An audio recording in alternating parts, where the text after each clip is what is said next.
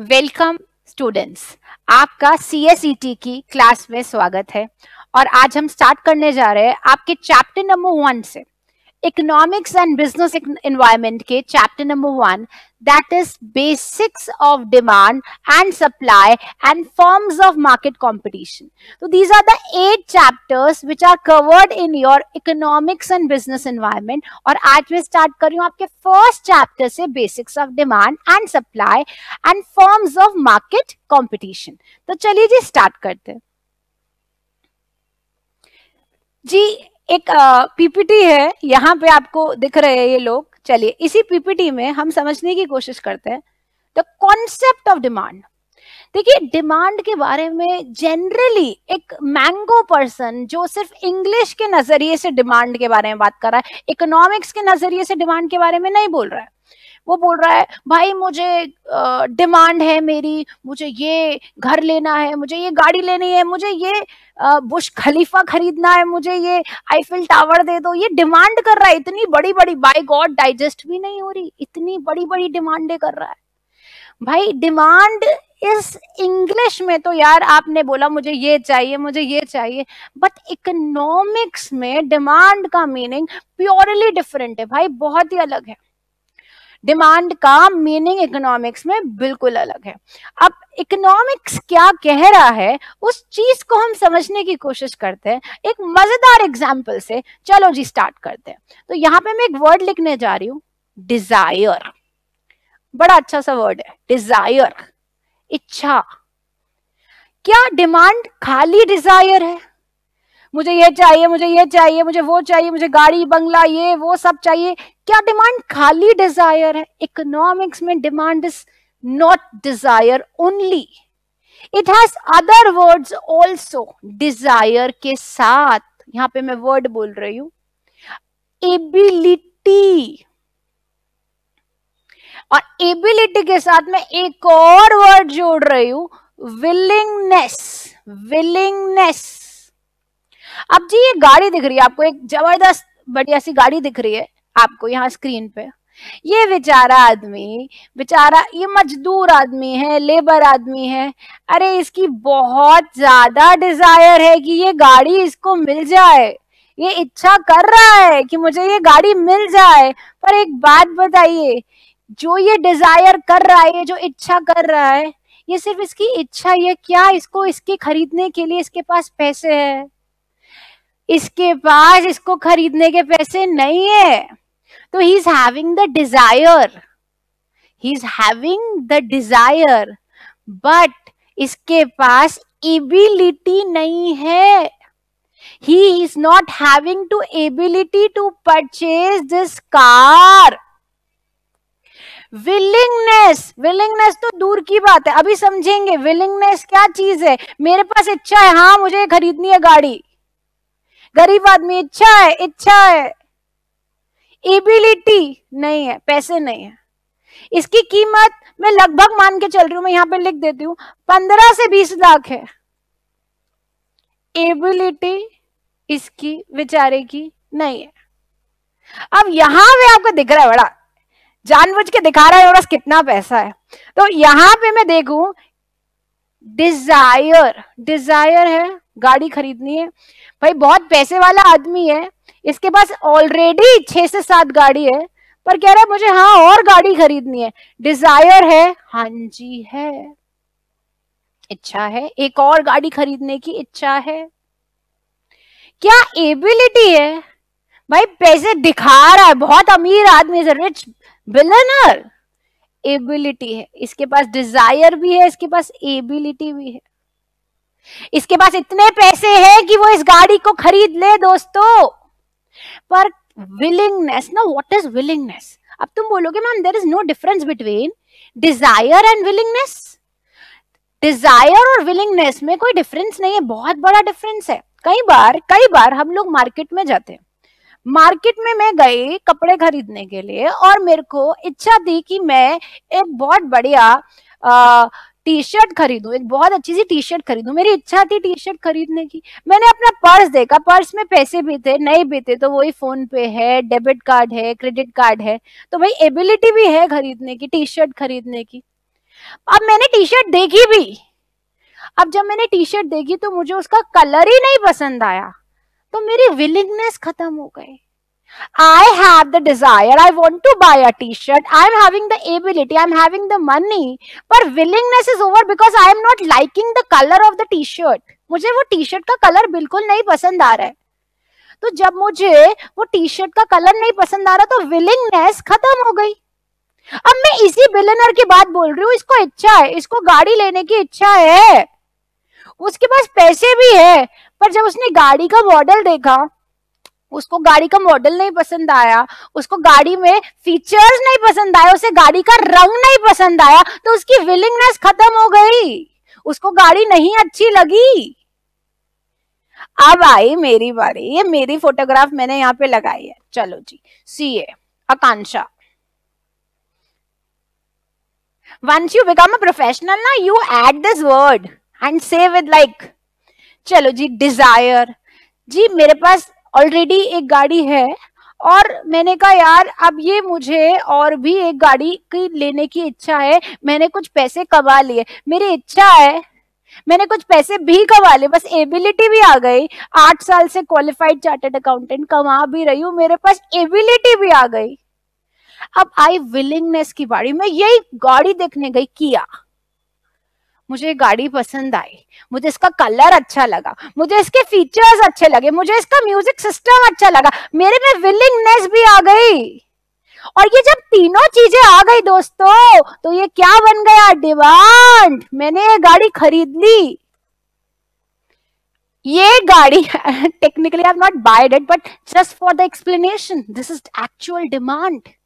This is actual demand. मेरी Dzire, मुझे लेनी है गाड़ी, मेरे पास रोकड़ा है, I have the ability, plus the willingness, मुझे ये गाड़ी पसंद भी आ गई, ये व्हाइट कलर की, ये इतने अच्छे फीचर्स वाली गाड़ी मुझे बिल्कुल पसंद आ गई, मुझे चाहिए. This is known as demand in economics. तो I have started like this. Desire is not equal to demand. मैं बहुत चीजों की डिजायर कर रही हूँ, डिजायर इस गाड़ी की नहीं कर रही, मैं डिजायर करूँ भाई BMW लूं, ऑडी लूं, मैं बड़ी महंगी महंगी मर्सिडीज लूं, भाई ये क्या, मेरे डिजायर तो वही है, पर मुद्दा है ना, एबिलिटी नहीं है यार, पैसा नहीं है यार, मेरे पास अभी ऑडी लेने का, मर्सिडीज लेने का पैसा नहीं है, एबिलिटी नहीं है. और उसके बाद अगर इस गाड़ी को लेने की मेरे पास एबिलिटी है, अब मुद्दा है मैं विलिंग हूं या नहीं, क्या मैं इतने पैसे खर्च करने के लिए तैयार हूं, ये रंग मुझे पसंद है, इसके फीचर्स पसंद है. तो तब जब तीनों कॉम्बिनेशन आ जाते हैं मेरे दोस्तों, इसको हम बोलते हैं डिमांड. तो यहीं पर देखो, आपका पेपर एमसीक्यू बेस्ड है, मैं फिर बोल रही हूं, यहां मैं वर्ड लिख रही हूं creation. Creation of demand means desire plus ability plus willingness. It is creation of demand. Desire plus ability plus willingness is creation of demand. Expression अलग चीज है. अब मैं आपको यही से जुड़ा हुआ एमसीक्यू समझाती हूँ. पहले एक्सप्रेशन को क्लियरली समझ लें हम लोग. What is expression? एक्सप्रेशन का मतलब आप एक्सप्रेस करो, क्या चाहिए. भाई मैंने बोला मुझे 2 चॉकलेट चाहिए, 50 रुपए वाली, राइट नाउ. मुझे 2 चॉकलेट चाहिए 50 रुपीज वाली, राइट नाउ चाहिए. It is expression. I express my demand in the quantity, by the price, by the time. I should express it clearly. अगर मैं बोलूं जरा जा चॉकलेट लिया, अरे भाई demand is not express. Chocolate लिया मतलब कौन सी, कितनी, कितने दाम वाली, 5 वाली, 10 वाली, 50 वाली, 100 वाली, 200 वाली, कितने वाली, भाई प्राइस बताओ. कब चाहिए, आज चाहिए, कल चाहिए, 10 दिन बाद चाहिए, 30 दिन बाद चाहिए, कब चाहिए, कितनी चाहिए. You should clearly express it. So demand is expressed properly, and there is a difference between creation and expression. Creation and expression. Let's understand the MCQ on the same. आपको बोलेंगे पेपर में, ऐसे बोल देंगे, create demand, how the demand is created. आपको लिखेंगे quantity, आपको लिखेंगे प्राइस, आपको लिखेंगे टाइम, आपको लिखेंगे नन ऑफ द अबव। आपका आंसर क्या होगा मेरे दोस्तों?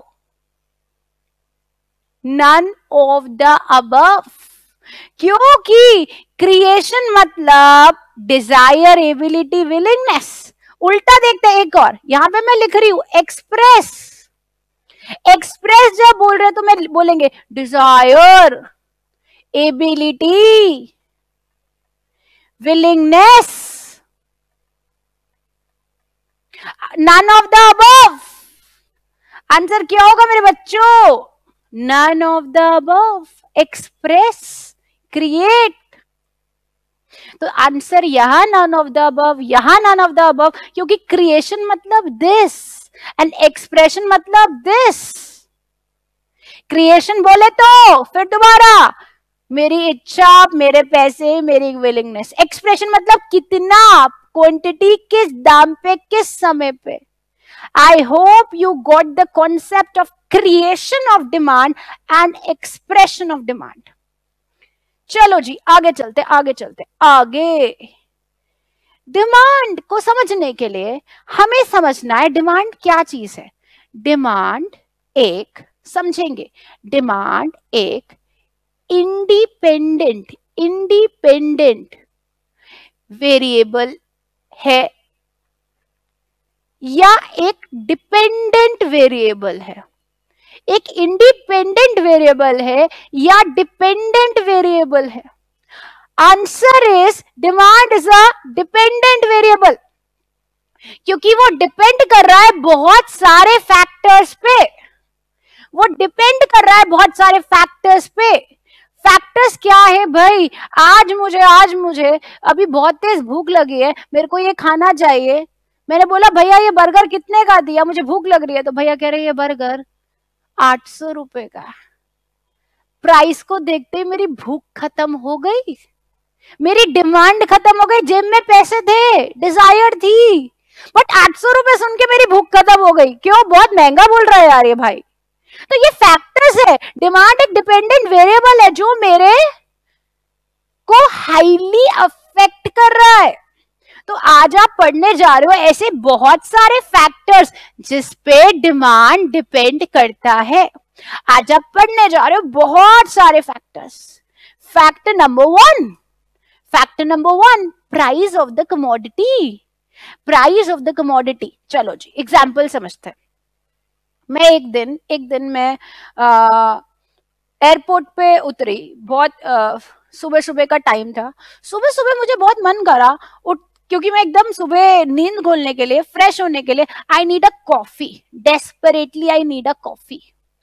मेरे पे डिजायर आ गई, मेरे में भाई कॉफी खरीदने की एबिलिटी है, प्लस मैं विलिंग हूं, मुझे कॉफी मिल जाए, मेरी नींद खुल जाए, मैं फ्रेश हो जाऊं। तो मेरे को सुबह सुबह कॉफी की बहुत ज्यादा इच्छा हुई, बहुत मन करा कि मैं कॉफी पीऊं। ठीक है, अब मैं एयरपोर्ट पे थी, तो मैंने वहां पे वेंडर को बोला भैया एक कॉफी दो। कहते हैं बिल्कुल कॉफी मिलेगी। मैंने कहा कितने रुपए देने? उसने बोला 200 रुपए। अब तुम देखो 200 रुपए बोल रहा है। मैंने कहा यार आधा घंटा और वेट कर लेती हूँ, घर पे जाके पी लूंगी, कोई बात नहीं। ये तो 50 की कॉफी के 200 मांग रहा है। अब अल्टीमेटली अगर यही कॉफी वो मुझे 50 रुपए में देता, इसी प्राइस पे देता, तो मैं डेफिनेटली इसकी डिमांड करती, इसकी quantity, this is Q for quantity, D for demand करती। अगर इसका प्राइस कम होता, मैं इसकी जाहिर सी बात है डिमांड करती। मगर इसने बोला प्राइस 200, प्राइस ज्यादा बोला, तो मैंने डिमांड नहीं करी, क्योंकि प्राइस ज्यादा है, ये प्राइस सही है। तो अल्टीमेटली मेरी इच्छा है, एबिलिटी है, विलिंगनेस, लेकिन क्या चक्कर आ गया?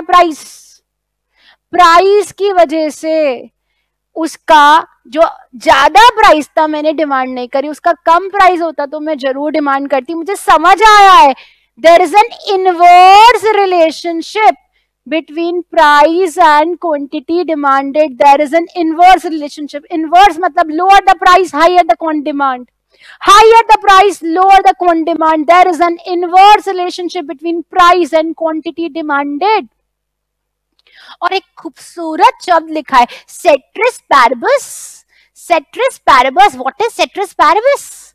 Other things remain equal. हर चीज को इग्नोर कर दो, हर चीज को इग्नोर कर दो. अब मैम किस चीज को इग्नोर करें यहाँ पे? लेट्स से मैं हर मिनट में लाखों रुपए कमा रही हूं, तो भाई मैं प्राइस को देखूंगी क्या? फिर तो मैं 200 की क्या 2000 रुपए की चाय पीऊंगी. अच्छा, तो मैंने इग्नोर किसको करा? इनकम को. मैंने अपनी इनकम को इग्नोर करा. अच्छा, एक हो मैं बहुत ही कॉफी के लिए एडिक्टेड हूं, हाईली एडिक्टेड, रह ही नहीं सकती, कितने की भी वो दे दो. तो अगेन मैंने किसको इग्नोर करा? इनकम को इग्नोर करा, टेस्ट को इग्नोर करा. मैं एडिक्टेड नहीं हूं, मेरी इनकम बहुत ज्यादा नहीं है, तो प्राइस कम होगा तो मैं डिमांड ज्यादा करूंगी दोस्तों. प्राइस ज्यादा होगा तो मैं डिमांड कम करूंगी. There is an inverse relationship. और बाकी सब चीज को इग्नोर कर दो, इनकम को इग्नोर कर दो, टेस्ट को इग्नोर कर दो, सब चीज को इग्नोर कर दो. आई hope it is clear. Price of the commodity, right. Second concept आता है. सेकेंड कॉन्सेप्ट है प्राइस ऑफ रिलेटेड कमोडिटीज. अब व्हाट इज रिलेटेड कमोडिटीज, यहां देखते हैं जी, यहां देखते हैं.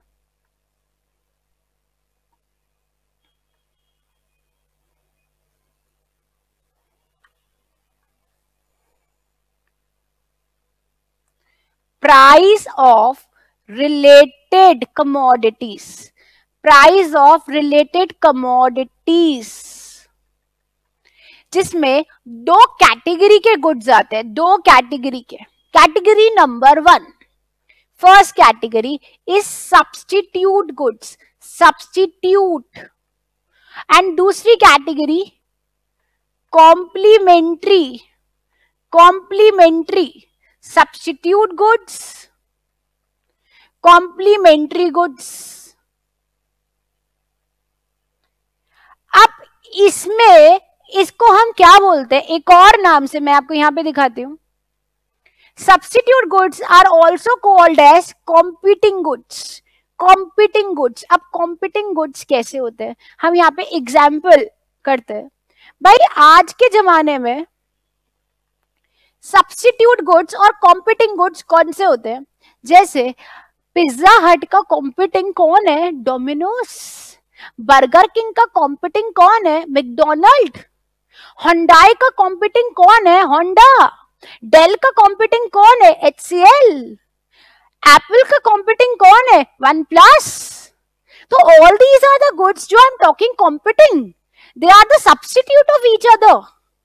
अब आज हम तुमने बचपन से वो एग्जाम्पल है देखा, टी एंड कॉफी. ये कॉम्पीटिंग है कि टी सस्ती तो टी लेंगे, कॉफी सस्ती है कॉफी लेंगे. और भी बहुत सारे एग्जाम्पल है. बटर एंड देसी घी, दीज आर कॉम्पिटिंग, एक दूसरे से सब्स्टिट्यूट हो सकते हैं. तो अब जब ये एक दूसरे से सब्स्टिट्यूट हो सकते हैं, जाहिर सी बात है जो सस्ता होगा वही खरीदा जाएगा. लेट्स से एक गुड है X, दूसरा गुड भी है X डैश. अब अगर ये 10 का है और ये 8 का है, तो आप क्या खरीदेंगे? आप ये खरीदेंगे क्योंकि ये सस्ता है. तो अल्टीमेटली जिसका प्राइस कम, जिसका प्राइस कम उसकी डिमांड ज्यादा है, और जिसका प्राइस ज्यादा उसकी डिमांड कम. तो हमने क्या सीखा यहां से? एक प्यारा सा रिलेशन सीखा. उस रिलेशन को देखते हैं. एक गुड्स के प्राइस कम और दूसरे के डिमांड कम. समझते हैं जी? समझते हैं कैसे? आप ये देखिए, मैं यहां पे बताती हूं आपको, एक मिनट दीजिए. यस, यहां पे मैं आपको बताती हूं. इधर मैं लिख रही हूं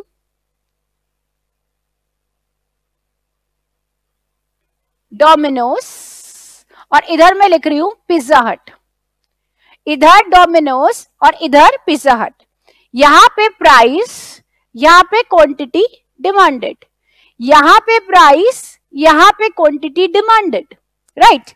प्राइस लेट से डोमिनोज इज ऑफ का पिज्जा इज ऑफ 100 रुपीज.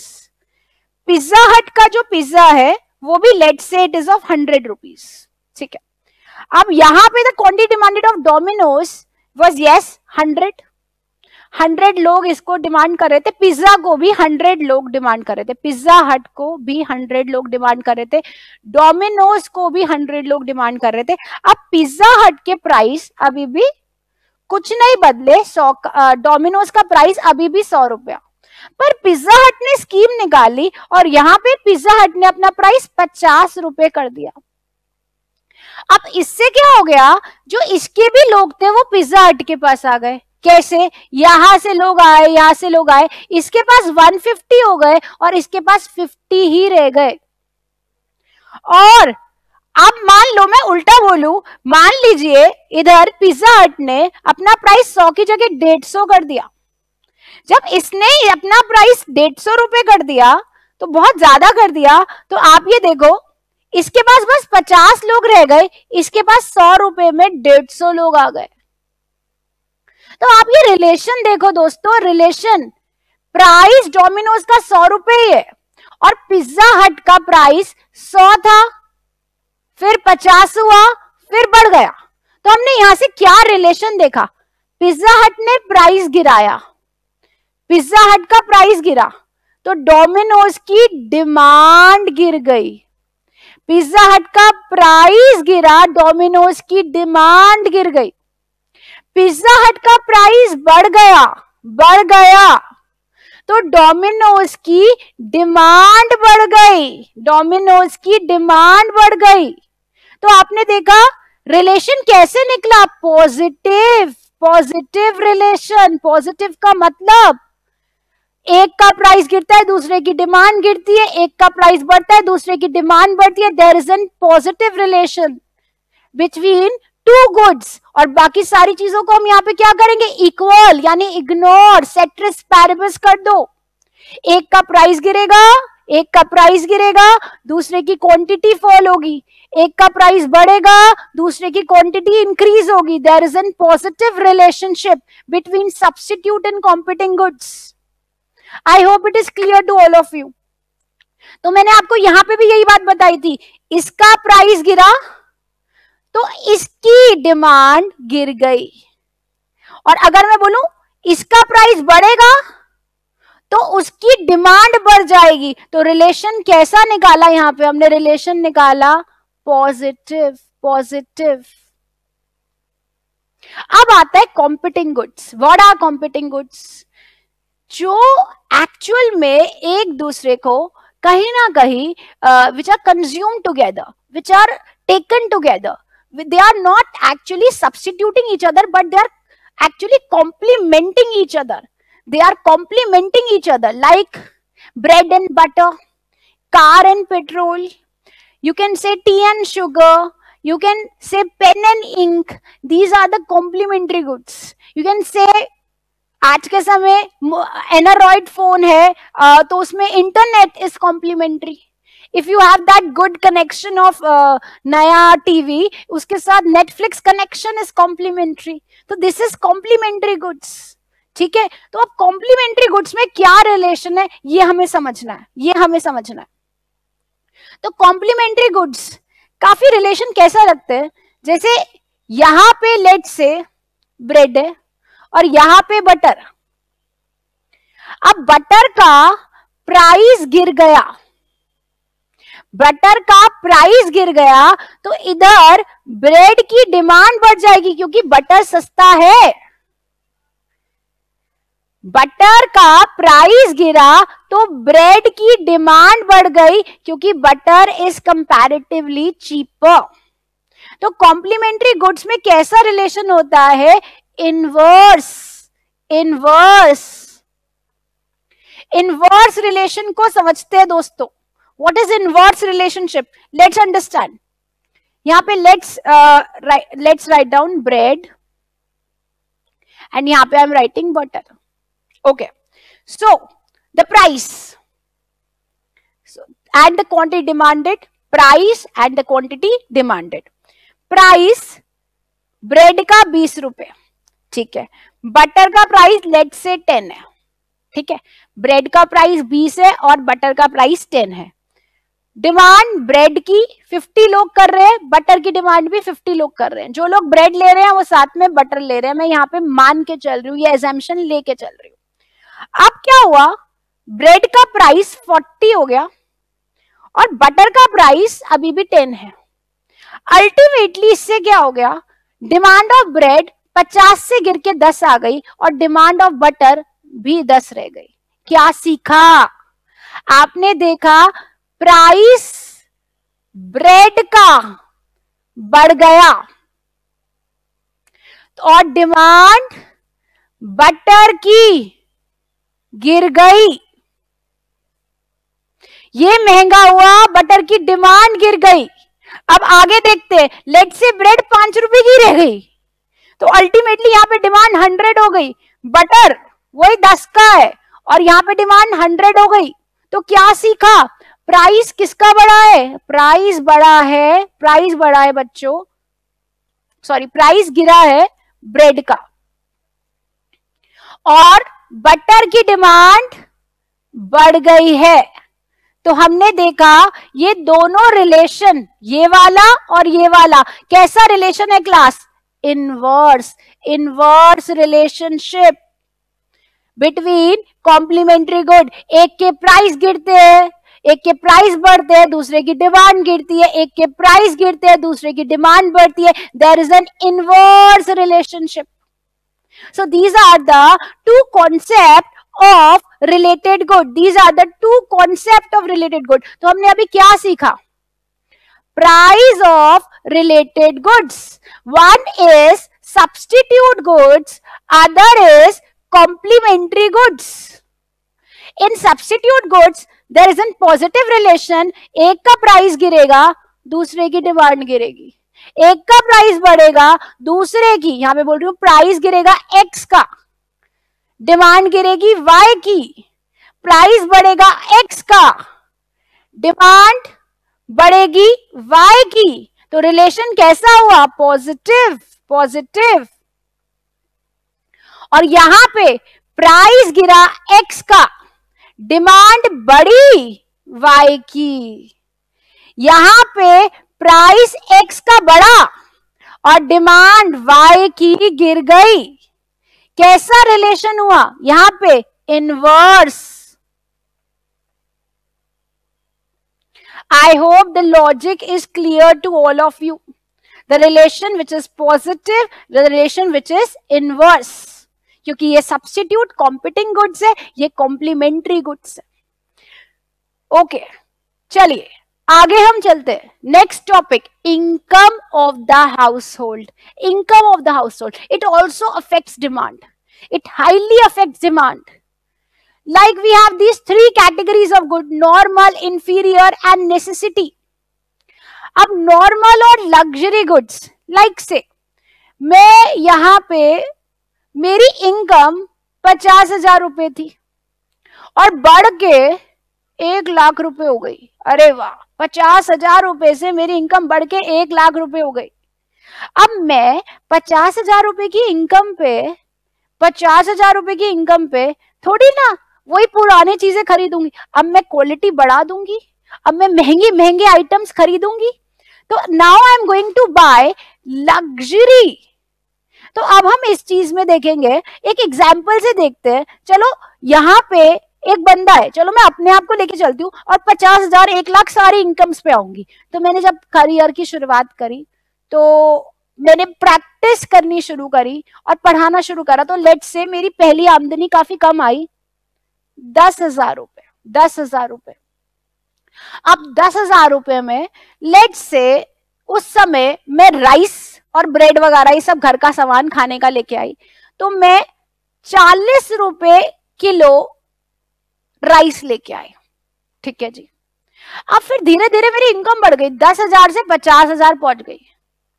तो मैंने चावल 40 रुपए का जो मैं खाती थी, अब वो मैंने खाना शुरू कर दिया 70 रुपीज पर केजी, क्योंकि मेरी इनकम बढ़ गई है। राइस ही खा रही हूं, पर पहले 40 वाला, अब 70 वाला। अब मेरी इनकम 50,000 से 1 लाख हो गई है। एक्सपीरियंस से धीरे धीरे धीरे बढ़ गई। अब मैं पहले 70 का चावल खाती थी, अब मैं 100 रुपए वाला चावल खा रही हूँ, राइस ही खा रही हूँ। और लेट से अब मेरी इनकम 2.5 लाख रुपए हो गई। अब 2.5 लाख रुपए मेरी इनकम होते ही मैं 220 रुपए किलो वाला चावल खा रही हूं। तो आप ये देख रहे हो ये हो क्या रहा है, मेरी इनकम बढ़ रही है, मैं महंगी महंगी चीजें खरीद रही हूं।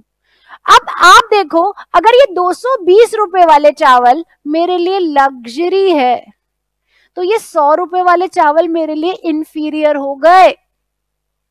जब ये 100 रुपए वाले मेरे लिए लग्जरी थे तो 70 वाले इंफीरियर थे। जब मेरे 70 मेरे लिए लग्जरी था तो 40 इंफीरियर था।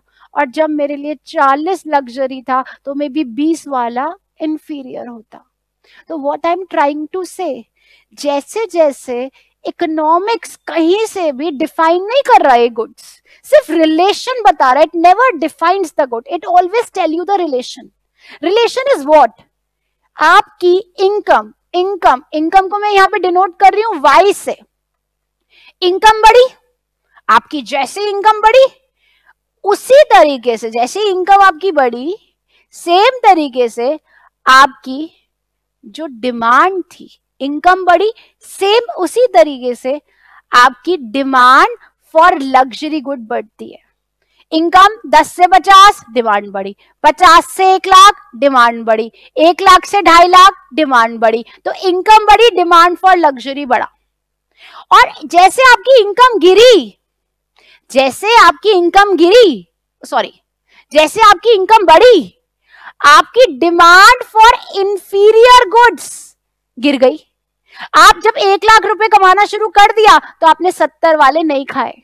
जब आपने 2 लाख रुपए कमाया, 2.5 लाख कमाया, तो आपने 100 वाले नहीं खाए। तो आपकी इनकम बढ़ी और आपकी डिमांड फॉर इंफीरियर गिर गई। तो रिलेशन कैसा आया, इनवर्स। कैसा रिलेशन आया, इनवर्स।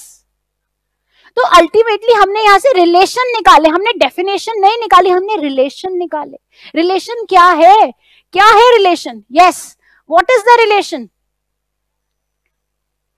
मेरी इनकम बढ़ेगी और डिमांड बढ़ेगी, मतलब लग्जरी गुड्स है, लग्जरी गुड्स। और मेरी इनकम बढ़ेगी और डिमांड गिरेगी तो मतलब इंफीरियर गुड्स है। और अब आप एक बात बता दो, क्या मैं बोल सकती हूँ ये 2 रुपए की चीज इंफीरियर है, ये 20 की इंफीरियर है, 200 की इंफीरियर है? Inferior does not depend upon the value, inferior depends upon your income.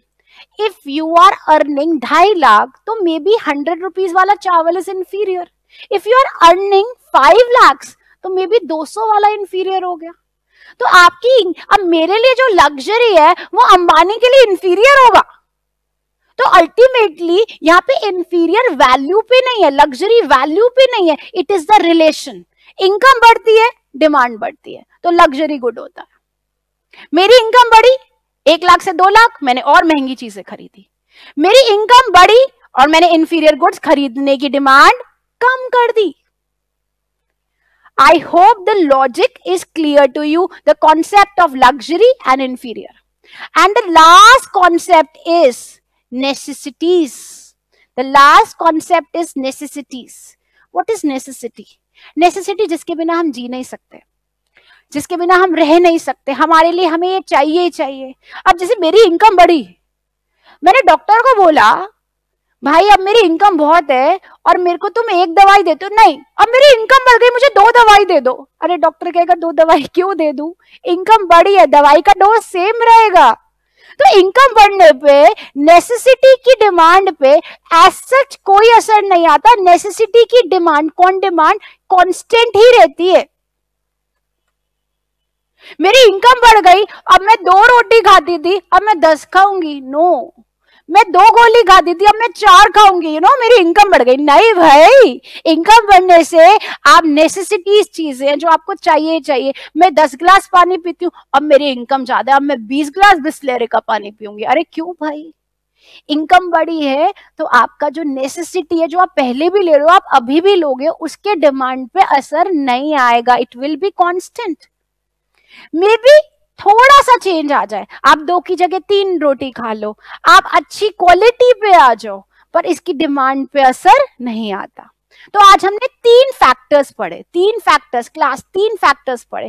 कौन कौन से तीनों फैक्टर्स पढ़े? पहला हमने देखा प्राइस, प्राइस गिराया, डिमांड बढ़ी, सबको सेट्रिस पैरेबस करा, कैसा रिलेशन? इनवर्स। दूसरा देखा price of related goods, category substitute goods, complementary goods, substitute में पॉजिटिव और कॉम्प्लीमेंट्री में इनवर्स।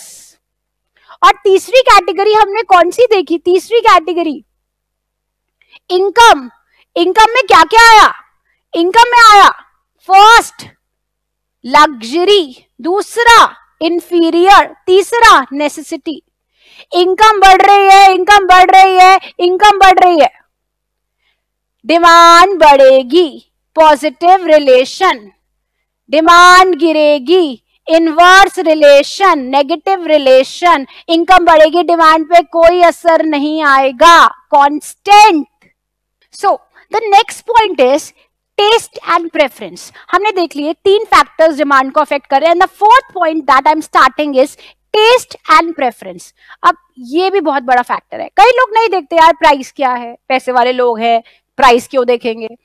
या फिर कई लोग कहते हैं आप मार्केट गए अपनी मम्मी के साथ और आपको एक चीज पसंद आ गई बहुत ज्यादा, तो आपने कहा mummy please don't see the price, I want this, by hook और बाय क्रुक मुझे ये चीज दे दो। अब आप मम्मी के पीछे पड़े हो कि बाय हुक और बाय क्रुक मुझे ये चाहिए चाहिए, आई वांट इट, क्योंकि आपको वो चीज पसंद है। तो in that case you do not see the prices, right? तो आप प्राइस नहीं देखते इन द केस। तो टेस्ट एंड प्रेफरेंस मींस अगर आपको कोई चीज पसंद है, you want it, you will not check the price, you will not check the other factors, बस आप लेना है तो लेना है। So positive change in the taste will increase the demand, and the negative change, if you don't like something, आप उसको क्यों डिमांड करोगे? तो if you like something आप डिमांड करोगे, if you do not like आप डिमांड नहीं करोगे। तो टेस्ट एंड प्रेफरेंस में सबसे पहला पॉइंट आता है demonstration effect and bandwagon effect. Demonstration effect and bandwagon effect. चलिए ये कौन सा इफेक्ट है? डेमोन्स्ट्रेशन और बैंडवैगन इफेक्ट क्या कॉन्सेप्ट बता रहा है? देखो डेमोन्स्ट्रेशन मतलब दिखावा, भाई यहां पे मैं हूं और यहां पे मेरे पड़ोसी। अब मेरे पड़ोसी के घर पे बढ़िया बढ़िया फर्नीचर, मेरे पड़ोसी के घर में बढ़िया बढ़िया पूरा का पूरा गाड़ी, मेरे पड़ोसी के घर में हर चीज एकदम नई latest, fully furnished house, fully furnished furniture, गाड़ी, ये बढ़िया एलईडी, प्लाज्मा, होम थिएटर, पता नहीं क्या क्या उसने लिया, अच्छी वॉशिंग मशीन, फूड प्रोसेसर, सब कुछ। मेरे पास कुछ नहीं। पड़ोसी को देख के मेरा टेस्ट नहीं था, पर पड़ोसी को देख के डेवलप हुआ, इसको बोलेंगे डेमोन्स्ट्रेशन। पड़ोसी को देख के मेरा टेस्ट डेवलप हुआ, सोसाइटी को देख के, इसको बैंडवैगन इफेक्ट बोलते हैं। डिमांड करा मैंने एलईडी क्योंकि मैंने दूसरे के घर में देखा। तुम लोग आए, तुमने अपने दोस्त के पास देखा आईफोन, तो तुमने अपने पापा को बोला आईफोन दिलाओ। तुमने अपने दोस्त को देखा उसने नाइके के जूते पहने, एडिडास के जूते पहने, तो पूमा पहन के आया, हमें भी पूमा चाहिए, हमें भी एडिडास चाहिए। तो हम ये ब्रांड्स ले रहे हैं क्योंकि सामने वाले ने पहना है, मेरे दोस्त ने पहना है, मुझे भी चाहिए, मेरे दोस्त के पास है तो मुझे भी दो। दैट इज डेमोन्स्ट्रेशन और बैंडवैगन इफेक्ट। अब यहीं पे दूसरा पॉइंट आता है snob. What is snob effect class? Snob effect मतलब नाक के चीजें, नाक के नीचे चीज ही ना आए, बिल्कुल घमंडी लोगों की चीजें। अब एक दिन मैंने देखा एक एग्जीबिशन लगा हुआ, और एग्जीबिशन में एक बहुत ही अमीर महिला आई, और वो अमीर महिला कहती है ये इयररिंग्स कितने के हैं? तो सेलर, वेंडर कहता है ये इयररिंग्स बिल्कुल नायाब है, सिर्फ आपके लिए बने हैं, पूरी दुनिया में लौटा सिर्फ एक पीस है, एक सिर्फ डिजाइनर पीस है और किसी और के पास नहीं है। और उसने उसकी कीमत बताई, एक नॉर्मल इयररिंग की कीमत बताई 50,000 रुपए। अब दैट रिच वुमेन, उसको लगता है कि यार ये 50,000 की इयररिंग मैं लूंगी तो ये तो और किसी के पास होंगे ही नहीं, बस किसके पास होंगे? मेरे पास। तो उसने डिमांड क्यों करी? क्योंकि उसको सोसाइटी में दिखाना है कि मैंने एक इयररिंग पहने जो किसी और के पास नहीं है, मैंने एक साड़ी खरीदी है 10 लाख रुपए की, किसी और के पास नहीं है। मैंने एक रिंग खरीदी है 2 करोड़ रुपए की, जो किसी और के पास नहीं है। ये भी, इसको बोलते हैं स्नोब इफेक्ट। अमीर, रिच, बहुत पैसे वाले लोग ऐसी चीजों की डिमांड करते हैं, ऐसी चीजों की डिमांड करते हैं जो और किसी के पास हो ही ना हो, बस उनके पास हो। Now class, what is the difference between demonstration, just a second, what is the difference between demonstration and snob effect? Demonstration का मतलब होता है अगर उसके पास है तो मेरे पास क्यों नहीं है। उसके घर टीवी नहीं आया, मेरे घर में भी आएगा। उसके पास फोन आएगा, मेरे पास भी आएगा। उसके पास गाड़ी आएगी, पापा मुझे लाके दो। That is demonstration effect.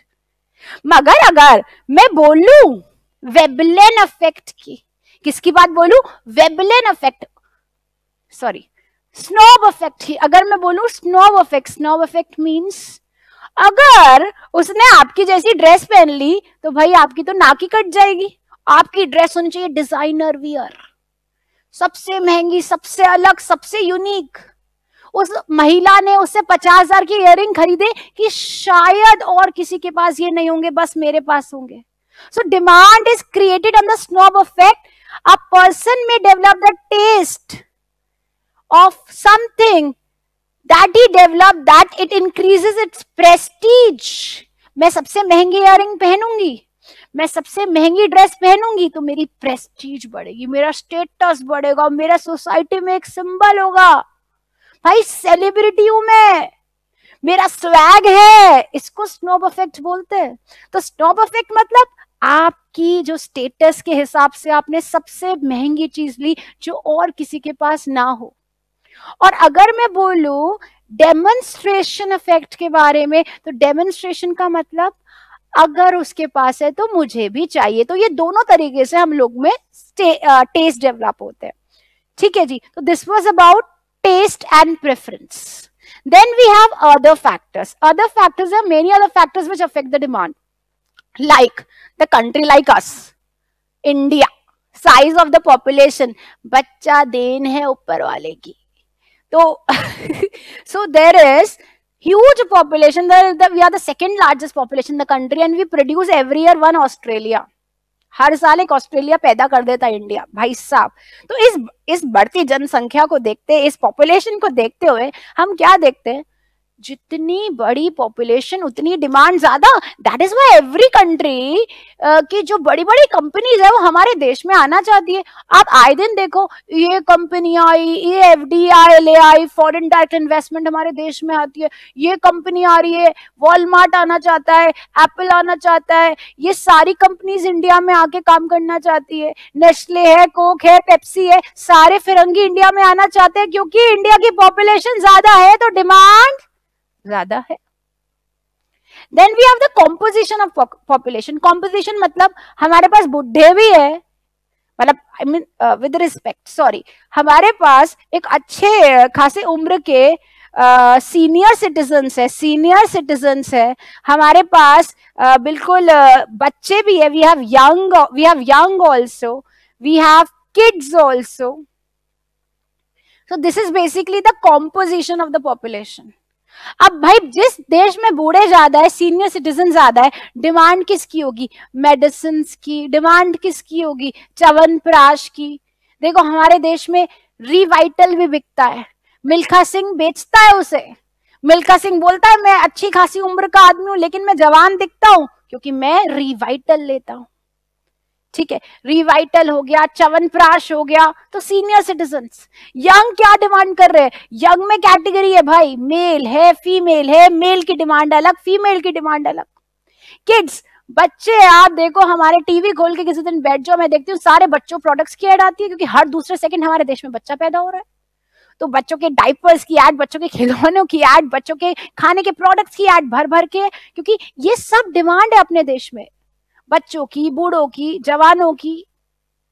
ये देश है वीर जवानों का, अलबेलों का, निरालों का, right. Then we have another topic, another point in this other factors only. Other factor consists of these 4 points. Another is distribution of income. अब जिस देश में हाई इनकम होती है, हाई इनकम, और उस देश में हाई नेशनल इनकम होती है तो हाई डिमांड करते हैं, और जिस देश में कम इनकम होती है तो वहां पे डिमांड कम होती है, सिंपल सी बात है। लेकिन एक बात जरूर बताना चाहूंगी, जिस देश में इक्वली इनकम बटी होती है, इक्वली यानी सबके पास एक जैसा पैसा, वहां पे सब लोग नॉर्मल गुड्स खरीदते हैं, नॉर्मल गुड्स खरीदते हैं। और जिस देश में अनइक्वल इनकम होती है, अनइक्वल, तो अमीर लोग, जो ज्यादा पैसे वाले लोग हैं, रिच लोग, वो लग्जरी की तरफ जाते हैं, और गरीब यानी पुअर इंफीरियर ले लेते हैं, इंफीरियर ले लेते हैं, और रिच लग्जरी ले लेते हैं, जहां पे जिस देश में अनइक्वल इनकम बढ़ती है। जैसे हमारा देश, हमारे देश में इनइक्वालिटी बहुत ज्यादा है। हमारे देश में 90% जनता पे 1/4 इनकम है, आश्चर्य की बात है, और 10% जनता पे 3/4 इनकम है। तो टोटल इनकम का जो ये जो हिस्सा है 3/4, वो 10% लोगों के पास है, और 90% लोगों के पास 1/4 हिस्सा है। ये इनइक्वालिटी है। तो एक तरफ अपने देश में BMW बिक रही है, और एक तरफ अपने देश में नैनो भी बिक रही है। तो we have this luxury class, we have this inferior class. तो जहां इक्वल रहेगा तो सब एक जैसी चीजें लेंगे, जहां अनइक्वल रहेगा तो या तो इंफीरियर बिकेगा या लग्जरी बिकेगा। And the last point, the consumer credited facility. I would like to tell you this point. आप कभी भी उधार पे जाके अपने घर में सामान ले आओ, भाई फोन करते रहेंगे, क्रेडिट कार्ड ले लो, क्रेडिट कार्ड ले लो, लोन ले लो, पर्सनल लोन ले लो। दिन में मुझे किसी का फोन आए ना आए, 4 से 5 बैंक से जरूर कॉल आते हैं, आपके लिए क्रेडिट कार्ड, आपके लिए ये लोन, अरे फ्री में थोड़ी दे रहे हो, लौटाना भी तो है। पर आज के समय इतनी फैसिलिटीज है देश में कि भाई फोन ले लो EMI पे, घर ले लो EMI पे, पढ़ लो, एजुकेशन ले लो EMI पे। What is EMI? Easy monthly instalment, instalment बनवा लो, गाड़ी ले लो, घर ले लो, पढ़ाई कर लो, फोन ले लो, गैजेट्स ले लो, हाउस होल्ड इक्विपमेंट्स ले लो। तो आज के समय क्रेडिट फैसिलिटी आसान हो गई है, लोन बड़े आसान से मिल रहे हैं, इंटरेस्ट रेट गिर चुके हैं, जिस वजह से डिमांड जनरेट हो रही है। अब मान लीजिए मैं बोलूंगी इंटरेस्ट रेट बहुत ज्यादा है, लोन नहीं मिल रहे, तो लोग डिमांड नहीं करेंगे। आज मुझे लोन मिल पा रहा है, इंटरेस्ट रेट बहुत कम है, तो मैं जरूर डिमांड करूंगी। क्यों नहीं डिमांड करूंगी? अगर मुझे चीज कम इंटरेस्ट रेट पे और सस्ती मिलेगी और लोन आसानी से मिलेगा, तो this is also factor which affects the demand. Now this is the last point of the demand, future expectation about the prices. Class, share market, इसको मैं बोलती हूं स्पेकुलेटिव मार्केट, स्पेकुलेशन पे बेस्ड है। मतलब यू प्रिडिक्ट दिस मार्केट, क्या market ऊपर जाएगी, ये डाउन जाएगी, ठीक है। तो अब लेट्स से मैं एक शेयर खरीदना चाहती हूं, ठीक है, उस शेयर का प्राइस 100 रुपए, ठीक है, मुझे उम्मीद है ये 100 का शेयर 500 का जाएगा, क्या मैं इसे बाय करूंगी? हाँ जी। और मुझे उम्मीद है ये शेयर तो 10 रुपए का हो जाएगा, क्या मैं इसे बाय करूंगी? ना जी। तो अगर किसी चीज का प्राइस बढ़ने वाला है, मैं उसकी डिमांड करती हूं, और किसी चीज का प्राइस घटने वाला है तो मैं उसकी डिमांड नहीं करूंगी। तो फ्यूचर में प्राइस बढ़ने वाले हैं तो आज डिमांड कर दो, और फ्यूचर में प्राइस गिरने वाले हैं तो आज डिमांड मत करो। तो this was about future expectation about prices, this also affects the demand. So what you have seen, this function you have seen, demand is equal to dependent variable। मैंने एकदम स्टार्टिंग में बताया था, मैंने एकदम स्टार्टिंग में बोला था डिमांड एक डिपेंडेंट वेरिएबल है। जो किस पे डिपेंड कर रहा है? पहला P प्राइस, दूसरा PR price of related goods, तीसरा Y मतलब इनकम, चौथा टेस्ट एंड प्रेफरेंस, फिर other factors, and the last future expectation about the prices. ये 3 मैंने आपको रिवाइज कराए थे, अब मैं आपको लास्ट में जाते जाते ये 3 और रिवाइज करा रही हूं। टेस्ट एंड प्रेफरेंस, अगर आपको चीज अच्छी लगी है तो आप लोगे, नहीं अच्छी लगी तो आप नहीं लोगे. अब यहाँ पे कैटेगरी होती है demonstration effect and snob effect. Demonstration, उसके पास है तो मुझे भी चाहिए. स्नॉब, मुझे सबसे महंगी चीज चाहिए और मैं चाहती हूं वो किसी और के पास ना हो. फिर आता है this point, other factors. Taste and preference के बाद आता है अदर फैक्टर्स. अदर फैक्टर्स मतलब भाई कंट्री में पॉपुलेशन कितनी है, कितने लोग हैं उतनी डिमांड है. कॉम्पोजिशन कैसा है, बुढ़े कितने हैं, जवान कितने हैं, बच्चे कितने हैं. इनकम बटी कैसी है, इक्वली अनइक्वली. इक्वल है तो किस चीज की डिमांड है, अनइक्वल है तो किस चीज की डिमांड है. अनइक्वल में अमीर लग्जरी लेते हैं, गरीब सिर्फ जरूरत की चीजें लेंगे, इंफीरियर चीजें लेंगे. ऐसे ही एक पॉइंट और, क्रेडिट फैसिलिटी. अगर आसानी से उधार मिलता है तो क्यों ना ले लोन, क्यों ना ले डिमांड, क्यों ना चीज खरीदे. And expectation, share market, gold market, copper market, silver market, हर जगह चलता है. चीज के रेट बढ़ने वाले हैं खरीद लो, घटने वाले हैं मत खरीदो. So this was all about this factors affecting demand. I hope the entire concept of the basic definition of demand and factors affecting demand is clear to all of you. Thank you so much.